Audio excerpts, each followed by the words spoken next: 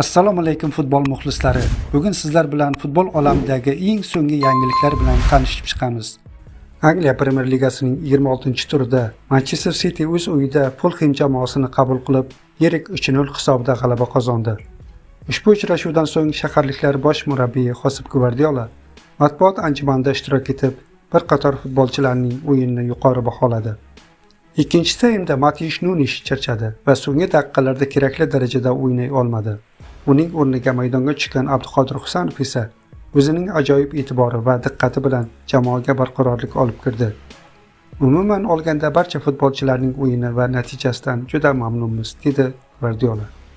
Futbolni yoritib kelayotgan Yevropadagi eng nufuzli manbalardan biri Fotmercato.net portali muntazam ravishda qit'aning kuchli ligalaridagi to'puralar statistikasini kuzatib keladi.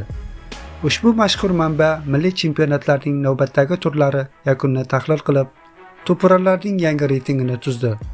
Ro'yxatni Bavariyaning angliyalik to'purari Harry Kane boshqarmoqda. U Hoffenheimga qarshi o'yinda dubl rasmiylashtirib, jamoasining 5-1 hisobidagi g'alabasiga katta hissa qo'shdi. Ayni paytda tajribali hujumchi hisobida 21 o'yinda 24 ta gol bor. Ispaniya chempionatining navbatdagi turida Valensiyaga qarshi o'yinda yana bir bor gol urgan Kylian Mbappe ham ajoyib formasini saqlab turibdi. Real vakili 22 ta uchrashuvda 23 ta to'p kiritgan holda Harry Kane'ni ta'qib qilib kelyapti. O'zbekiston futbol ishqibozlari uchun e'tiborli jihati shundaki, Yevropa ligalari to'puralar reytingida top 10 talikdan legionerimiz Eldor Shomurodov ham joy olgan.